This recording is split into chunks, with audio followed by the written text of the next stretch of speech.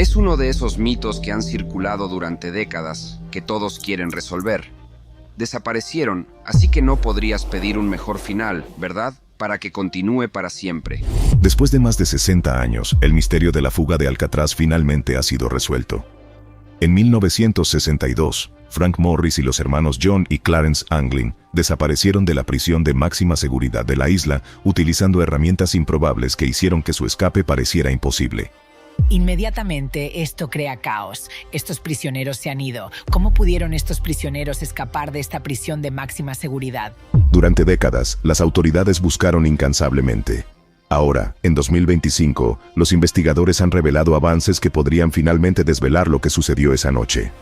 ¿Se ahogaron en las aguas heladas de la bahía de San Francisco o sobrevivieron? La verdad está finalmente al alcance, poniendo fin a uno de los misterios carcelarios más legendarios de Estados Unidos. El equipo de escape. En un sorprendente desarrollo, el Servicio de Alguaciles de Estados Unidos ha publicado imágenes con progresión de edad de los 3 reclusos que desaparecieron de manera famosa de la isla de Alcatraz en la bahía de San Francisco. Aunque las autoridades asumieron durante mucho tiempo que los hombres perecieron en las aguas heladas, avistamientos persistentes, cartas y pistas forenses han alimentado la especulación de que podrían haber sobrevivido. Ahora, más de 60 años después, los alguaciles han reabierto el caso, con la esperanza de que estas representaciones modernas finalmente arrojen luz sobre uno de los misterios más perdurables de Estados Unidos. La Penitenciaría Federal de Alcatraz, conocida como La Roca, tenía la reputación de ser la prisión de máxima seguridad más brutal del país. Operando desde 1934 hasta 1963, albergó a algunos de los criminales más notorios del país, incluyendo a Al Capone, George Machine Gun Kelly y Robert Stroud, el infame hombre pájaro de Alcatraz.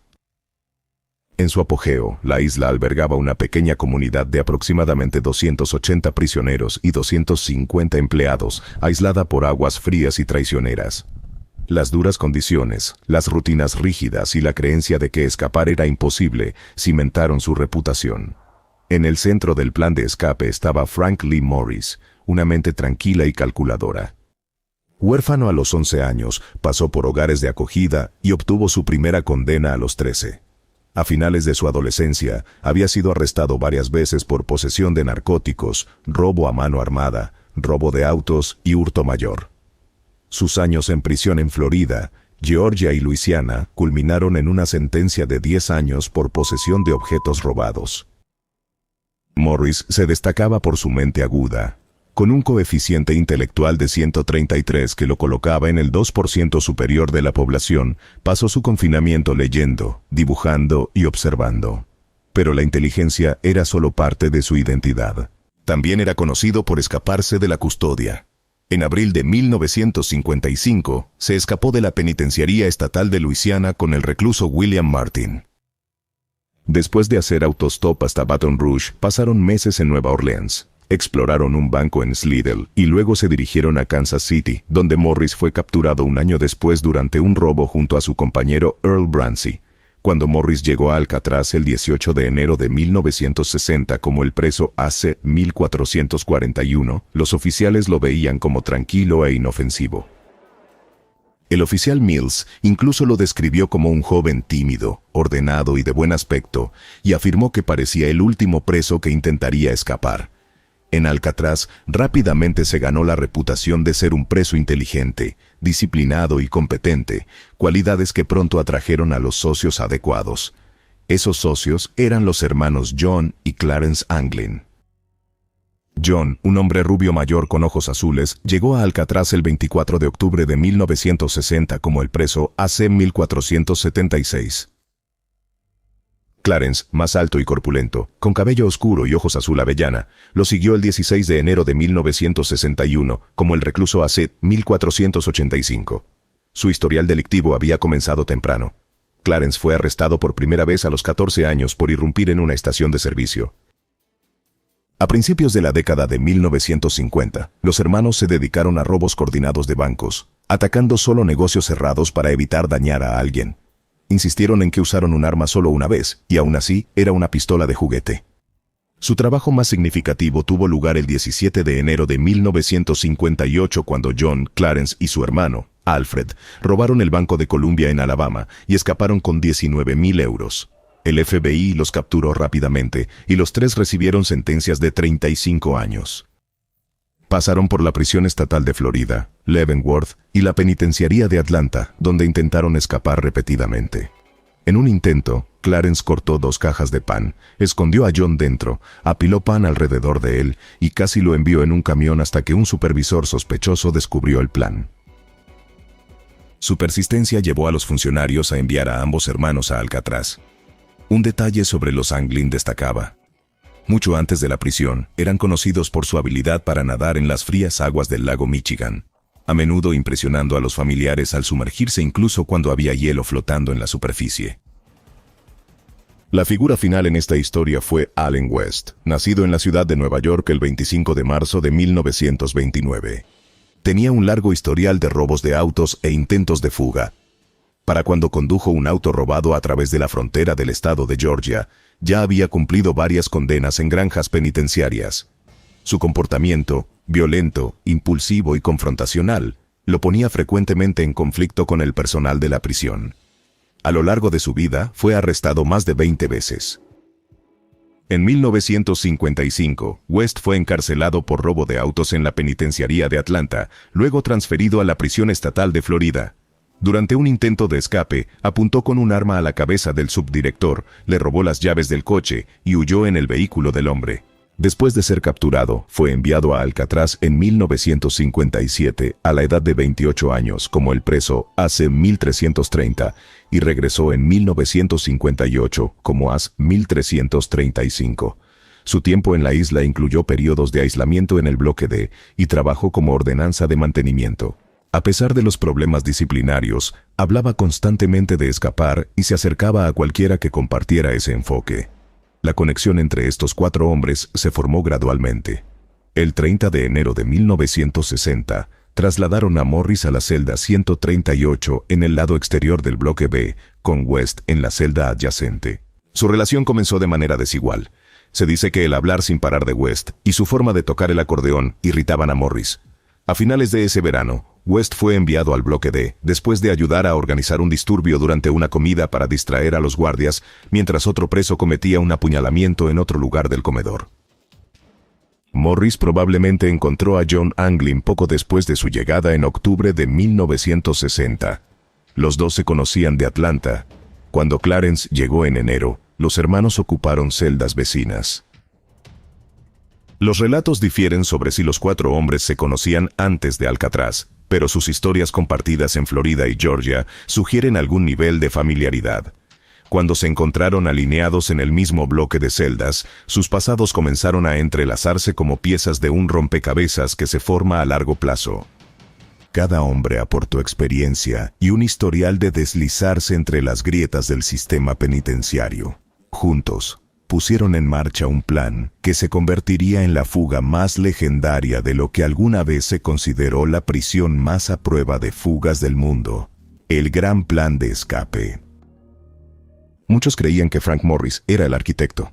El periodista John Campbell escribió que Morris se enteró de una debilidad crítica en la infraestructura de la prisión durante una conversación en el taller de cepillos. Un compañero de prisión le dijo que, allá por 1957, un prisionero llamado Willard Winhoven, un electricista cumpliendo condena por robo, había quitado un motor de ventilador de un conducto de ventilación que conducía al techo del bloque B, y nunca se había instalado un reemplazo. El preso bromeó: «Pídele la llave al toro», insinuando que Morris debería simplemente pedirle a los guardias acceso. En cambio, Morris mantuvo la información para sí mismo. Esperó hasta que West regresara de la celda de aislamiento a principios de 1972. Pidió un acordeón como el de West, y luego compartió silenciosamente el plan con los Anglin y West. Sin embargo, West afirmó que la fuga había sido idea suya. Durante el interrogatorio, insistió en que había ideado el plan en la primavera de 1961 mientras pintaba el techo de la prisión, al notar que los conductos de ventilación podrían ofrecer una ruta de escape. Dijo que presentó la idea a los Anglin, quienes luego involucraron a Morris. Los funcionarios de la prisión dudaron de su versión. West tenía fama de fanfarrón, y su educación limitada hacía improbable que pudiera diseñar un plan tan detallado. En cambio, Morris tenía la inteligencia, el trasfondo y el historial de fugas para liderar un plan de esta magnitud. Los investigadores también encontraron instrucciones para hacer chalecos salvavidas y botes en la celda de Morris, no en la de West. Sin embargo, incluso si Morris lideró la estrategia, West desempeñó un papel crucial en la recolección de recursos. Era su segunda vez en Alcatraz y entendía las rutinas, a los oficiales y a los reclusos lo suficientemente bien como para obtener lo que necesitaban. Quienquiera que haya concebido la idea, el plan comenzó con el sistema de ventilación.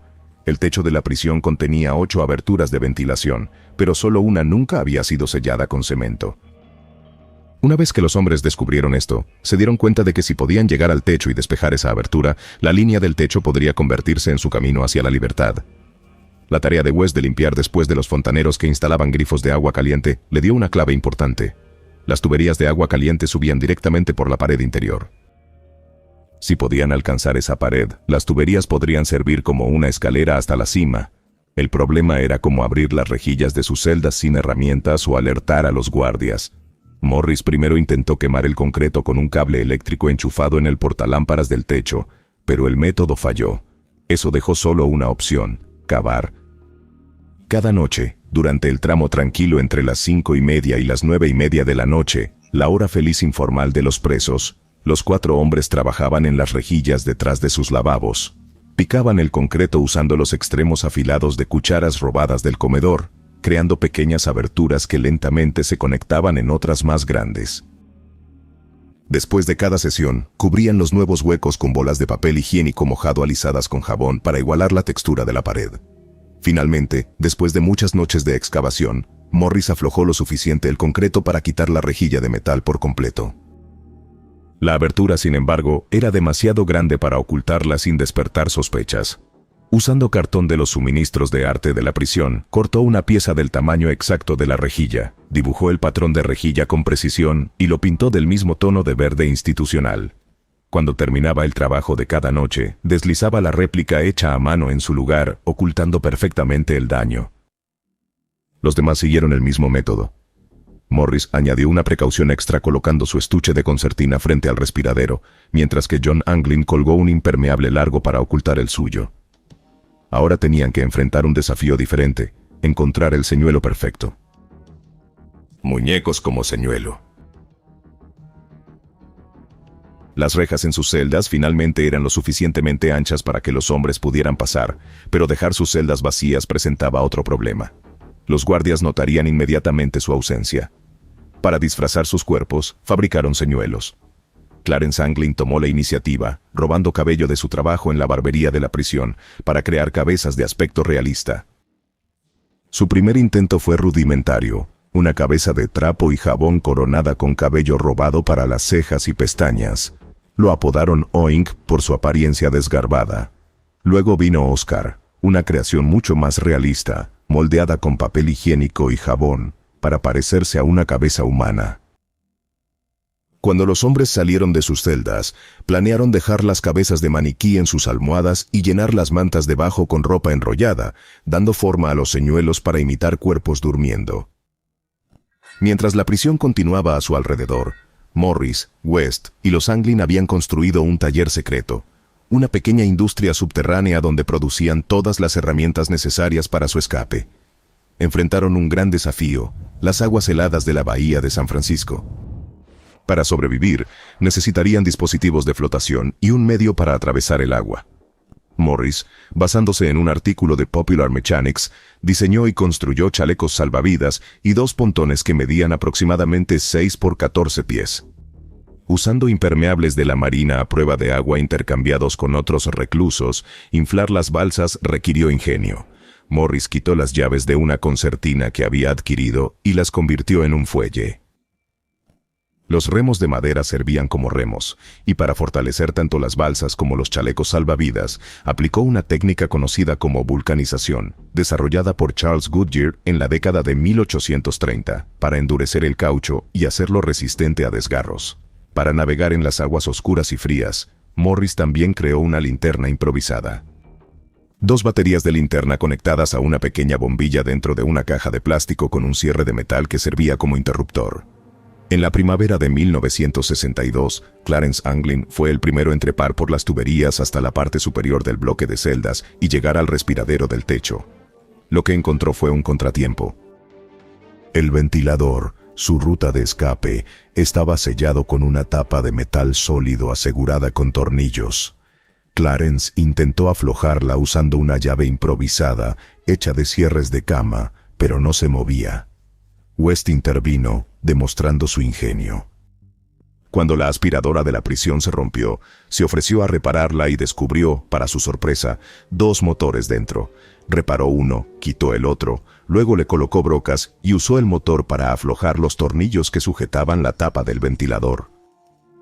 Con el camino finalmente accesible, la fuga estaba lista para desarrollarse. En la noche del domingo 10 de junio de 1962, Morris avisó a los demás. El día siguiente sería el día en que intentarían escapar de Alcatraz. Una noche de adrenalina. En la noche del 11 de junio de 1962, después de apagar las luces a las 9:30, Morris y los hermanos Anglin colocaron sus cabezas de maniquí en las almohadas y se deslizaron silenciosamente fuera de sus celdas. Subieron hacia el respiradero del techo, moviéndose con cautela por los oscuros pasillos de la prisión. De los 4 hombres, Allen West aún no había despejado el agujero en la parte trasera de su celda. Los bordes de cemento todavía bloqueaban su paso. Mientras trabajaba desde dentro, Clarence Anglin intentó ensanchar la abertura desde detrás de la pared usando un tubo proporcionado por Morris, pero el ruido corría el riesgo de alertar a los guardias. Aunque West estaba en pánico, continuó picando el obstinado cemento. Mientras tanto, los Anglin se impacientaron. Ansiosos por no perder su oportunidad, dejaron a West para que terminara solo y siguieron adelante. Aproximadamente a las 10:30, Morris abrió la tapa que conducía al techo. Un ruido resonó a través de la galería de armas oeste. Un oficial lo describió como el sonido de alguien golpeando el extremo de un tambor de aceite vacío de 50 galones con la palma de su mano. Lo reportó al teniente de turno, quien investigó pero no encontró nada. Los fugitivos corrieron por el tejado, pero en su prisa dejaron caer un remo y dejaron atrás un chaleco salvavidas de repuesto y una balsa. Llegaron al borde del techo y descendieron por un tubo de 45 pies a lo largo de la pared de la cocina de la prisión. John Anglin se balanceó con demasiada fuerza, produciendo otro fuerte estruendo a las 10:45, alertando a los guardias una vez más. Para las 11 en punto, Morris y los hermanos Anglin probablemente habían llegado a la orilla. Armaron la balsa, se pusieron los chalecos salvavidas, cargaron suministros y se adentraron en las aguas heladas, desapareciendo en la noche. Mientras tanto, West continuó su trabajo desesperado, picando el cemento con sombría determinación. A la 1:40 de la mañana, finalmente logró abrirse paso. Subiendo al techo, lo encontró vacío. Sus compañeros ya habían desaparecido. Por un momento, se quedó, tal vez sopesando sus opciones antes de regresar al conducto, arrastrándose de vuelta a su celda y deslizándose en la cama. Lo habían dejado atrás.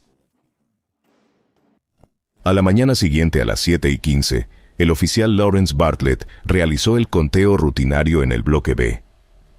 Cuando intentó despertar a Clarence Anglin, el prisionero no respondió. Alarmado, Bartlett llamó al teniente Bill Long. Long se arrodilló junto a la celda, acercando su cabeza a los barrotes. Metí mi mano izquierda a través de los barrotes, golpeé la almohada y grité. «Levántate para el conteo», recordó más tarde. La almohada se cayó y la cabeza de maniquí rodó al suelo, revelando una nariz rota por la caída. Mientras tanto, otro oficial gritó desde la celda de Morris. «Yo también tengo uno aquí». Long corrió al teléfono y la alarma sonó por todo Alcatraz. En ese instante, quedó claro que los presos más infames de la prisión habían desaparecido, dejando atrás solo ilusiones convincentes de vida y un misterio que perduraría durante décadas. Intensa búsqueda. Tras la fuga de Alcatraz, se desplegó una búsqueda sin precedentes por la bahía, la costa circundante y los cielos.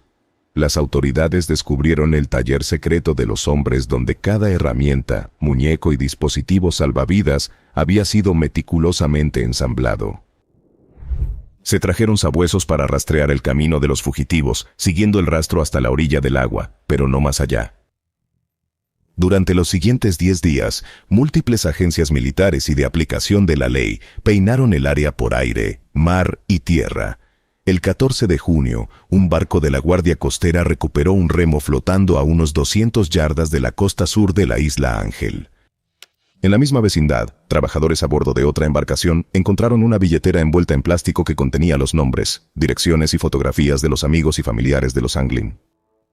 Una semana después, el 21 de junio, un chaleco salvavidas llegó a la orilla en Cronkite Beach, a casi 3 millas del puente Golden Gate. Al día siguiente, un barco de la prisión recogió otro chaleco salvavidas a solo 50 yardas de Alcatraz, con sus cuerdas aún anudadas.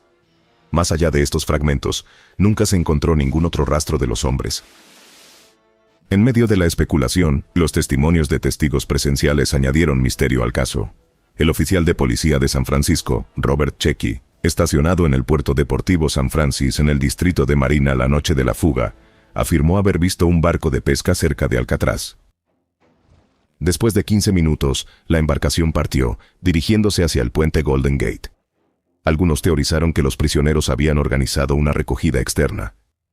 Sin embargo, el FBI desestimó el relato de Chechi, señalando que habría sido ilegal que cualquier embarcación no autorizada se acercara a varios cientos de yardas de la isla. Al principio, los agentes del FBI asumieron que la balsa se había volcado y que los hombres se habían ahogado. Sus pertenencias, objetos personales que ningún fugitivo abandonaría voluntariamente, quedaron atrás, reforzando esta teoría. Sin embargo, al no haberse recuperado cuerpos, no se podía descartar la posibilidad de que los prisioneros hubieran llegado a la costa. El 17 de julio, un mes después de la fuga, el barco noruego SS Norefiel avistó un cuerpo flotando a 15 millas náuticas del puente Golden Gate. Sin una gran instalación de almacenamiento en frío o contacto por radio con la Guardia Costera, la tripulación no pudo recuperarlo. El forense del condado de San Francisco, Henry Turkle, dudaba que el cadáver fuera de uno de los fugitivos, señalando la improbabilidad de que un cuerpo permaneciera a flote durante más de un mes. Sugirió que era más probable que fuera Cecil Philip Herman, un panadero de 34 años que había saltado del puente Golden Gate 5 días antes. Las entrevistas jugaron un papel crucial en la investigación del FBI, y Allen West, dejado atrás en el techo, resultó ser su testigo más valioso. Amargado por haber sido abandonado, West describió con entusiasmo el plan de escape. Según él, el grupo tenía la intención de remar hacia el norte hasta la isla Ángel, descansar brevemente, luego nadar a través del estrecho Raccoon hasta las costas del condado de Marin. Una vez en tierra, planeaban robar un coche, asaltar una tienda de ropa y dispersarse en diferentes direcciones. A pesar de este testimonio, el FBI sostuvo que la supervivencia era muy poco probable. Las aguas heladas de la bahía y las fuertes corrientes habrían hecho el viaje casi imposible. El informe oficial concluyó que la balsa nunca había sido encontrada y que no se podían rastrear robos ni actividades sospechosas en el continente a los fugitivos. En los días posteriores a la fuga, surgieron engaños y afirmaciones falsas. Un hombre que decía ser John Anglin llamó a una abogada de San Francisco, Eugenia McGowan, buscando organizar una reunión con los alguaciles de Estados Unidos. Cuando ella se negó, la llamada terminó abruptamente. Una postal dirigida al FBI apareció con el mensaje: «Ja, ja, ja, lo logramos, Frank, John y Clarence». La escritura y las huellas dactilares demostraron que era un engaño. Otro llamante afirmó ser Morris al llamar al director interino Arthur Dollison, pero colgó cuando se le preguntó sobre detalles personales que solo el verdadero Morris sabría. La fuga de Alcatraz, combinada con los crecientes costos de mantener la prisión en la isla, selló su destino. El 21 de marzo de 1963, el gobierno federal cerró oficialmente Alcatraz, y sin embargo, la pregunta persiste. ¿Podrían haber sobrevivido? Descubrimientos recientes. Muchos expertos descartaron de inmediato la posibilidad de que los fugitivos pudieran haber llegado a la costa. Poco después de la fuga, el subdirector de la Oficina Federal de Prisiones, Fred T. Wilkinson, comentó: «Las mareas y los vientos esa noche eran fuertes, y estos convictos no eran del tipo atlético. Solo un atleta entrenado podría hacer tal nado. Sin embargo, la historia ha demostrado que las aguas no son imposibles de cruzar. Varias personas, incluidos niños escolares, han realizado con éxito el mismo trayecto, demostrando que bajo las condiciones adecuadas se podría lograr. En julio de 1972, el barco noruego Norefjell informó haber visto un cuerpo flotando en el agua con pantalones emitidos por la prisión aproximadamente a 20 millas al noroeste del puente Golden Gate. La tripulación, en ruta hacia Canadá y sin contacto por radio, no lo informó hasta regresar a los Estados Unidos el mes siguiente. Para entonces, el cuerpo había desaparecido, nunca para ser recuperado. Décadas después, la ciencia moderna intervino. En 2014, investigadores de la Universidad de Delft modelaron las corrientes y mareas de la noche del 11 de junio de 1962. Su estudio sugirió que si los fugitivos hubieran salido de Alcatraz alrededor de las 11:30 de esa noche, podrían haber llegado a Horseshoe Bay. Al mismo tiempo, escombros y equipo probablemente habrían derivado hacia la Isla Ángel, consistente con los chalecos salvavidas y otras pertenencias recuperadas allí más tarde. Sin embargo, salir antes o después habría hecho la supervivencia altamente improbable. El testimonio de los guardias confirmó que los prisioneros lanzaron su balsa alrededor de las 11 en punto, alineándose con la ventana ideal para la supervivencia. En 1993, el ex ladrón de bancos Thomas Kent proporcionó más información durante una entrevista en America's Most Wanted. Afirmó que Clarence Anglin había arreglado que una antigua novia se reuniera con el grupo en las costas de Tiburón y los llevara a México, desde donde planeaban continuar hacia Sudamérica. Los registros del FBI también muestran que Morris había comprado un libro de Berlitz, Aprenda Español por su cuenta, lo que apoya la noción de planes internacionales. En 2003, el programa de televisión Mythbusters probó la viabilidad de la fuga. Usando una balsa modelada según el diseño de los prisioneros, el equipo navegó con éxito desde Alcatraz hasta la costa, demostrando que el viaje era realmente posible. Mientras tanto, el FBI realizó sus propias pruebas en los chalecos salvavidas. Reinflados y lastrados, los 3 chalecos permanecieron herméticos. Perdieron aire lentamente durante el transcurso de 1 hora, pero quedó suficiente para que los hombres pudieran mantenerse a flote soplando periódicamente en las válvulas. Evidencia adicional añadió más intriga. Un documental de National Geographic de 2011, Desaparecidos de Alcatraz, citó antiguos archivos del FBI que informaban de una balsa encontrada en la Isla Ángel el 12 de junio de 1962, con huellas que se alejaban de ella. No se ha publicado más información sobre el descubrimiento. Ese mismo día, las autoridades del condado de Marin informaron sobre el robo de un Chevrolet azul de 1955, con matrícula KPB076, un incidente también mencionado en el Humboldt Times y el San Francisco Examiner. Al día siguiente, un automovilista en Stockton, California, a más de 80 millas al este de San Francisco, le dijo a la patrulla de carreteras de California que había sido sacado de la carretera por 3 hombres que conducían un Chevrolet azul. Cada pieza de evidencia, cada avistamiento y cada prueba alimentaron el misterio perdurable. ¿Se habían desvanecido los fugitivos en la leyenda o realmente sobrevivieron a las aguas de la bahía de San Francisco? El escondite final. Durante los más de 50 años desde que desaparecieron, innumerables teorías han intentado descubrir a dónde fueron Morris, John y Clarence Anglin y qué fue de ellos. El alguacil de los Estados Unidos, Michael Dyke, quien heredó el caso sin resolver en 2003, admitió que no sabía si alguno de los hombres seguía vivo, pero las pruebas que encontró le hicieron dudar. Algunos informes sugerían que la madre de los Anglin recibió rosas durante años sin tarjeta y que los hermanos asistieron a su funeral en 1973 disfrazados con ropa de mujer, a pesar de la fuerte presencia del FBI. En 2015, el documental del History Channel Alcatraz, Search for the Truth, reveló tarjetas de Navidad con escritura verificada como la de los Anglin. Sin embargo, ninguno de los sobres tenía matasellos, dejando las fechas de entrega inciertas. Ese mismo año, una fotografía que supuestamente mostraba a los hermanos Anglin escondidos en Brasil, aproximadamente 13 años después de su escape, apareció en un especial del History Channel. Fred Brizzi, un amigo de los hermanos, afirmó que los encontró en Río de Janeiro durante los años 70 y capturó la imagen. Expertos forenses que trabajaban para la familia confirmaron que la foto fue tomada en 1975 y concluyeron que era muy probable que los hombres fueran los Anglin. Aún así, la antigüedad de la foto y las gafas de sol que llevaban ambos sujetos impidieron una identificación definitiva. El mariscal retirado de los Estados Unidos, Art Roderick, calificó la fotografía de Brizzi como absolutamente la mejor pista procesable que hemos tenido. En enero de 2020, expertos en reconocimiento facial de la agencia irlandesa IdentWoo confirmaron que los hombres en la foto eran efectivamente John y Clarence Anglin. Otra evidencia surgió a lo largo de los años. En su lecho de muerte en 2016, un hombre llamado John Leroy Kelly confesó a su enfermera que él y un cómplice habían ayudado en la fuga. Afirmó que los dos hombres esperaron en un bote blanco en la bahía y recogieron a los fugitivos mientras remaban hacia la costa, viajando finalmente por la costa hasta Seattle. Este relato coincidía con un informe del oficial de policía de San Francisco fuera de servicio, Robert Chechi, quien recordó haber visto un bote blanco con las luces apagadas en la marina la noche de la fuga. Inicialmente parecía vacío, pero luego el bote iluminó el agua con un reflector antes de desaparecer, un detalle que el FBI desestimó en ese momento.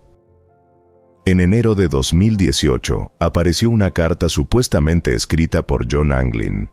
Reveló que tenía cáncer y que se entregaría si las autoridades prometían en televisión que no pasaría más de un año en prisión y que recibiría atención médica. La carta también reveló que Clarence murió en 2008 y Morris en 2005. CBS San Francisco informó que había obtenido la carta de una fuente anónima. En 2013, el FBI realizó pruebas de huellas dactilares en la carta, pero los resultados fueron inconclusos.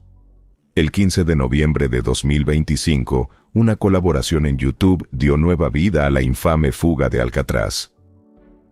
Mark Rober, junto con el periodista Johnny Harris y la videoperiodista Cleo Abram, recrearon meticulosamente la fuga utilizando los mismos planes y materiales de la época que Morris, West y los hermanos Anglin.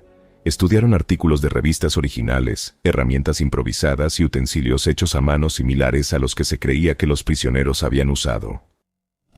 El equipo construyó una balsa hecha a mano, remos y salvavidas, luego se lanzó a las mareas desde Alcatraz. Su viaje los llevó no a la Isla Ángel como a menudo se supone, sino a un punto cerca del puente Golden Gate. El experimento exitoso, similar al método de Mythbusters, demostró que la fuga, considerada durante mucho tiempo legendaria, era completamente plausible. Gracias por ver. Ahora mira los videos que aparecen en pantalla para más historias increíbles.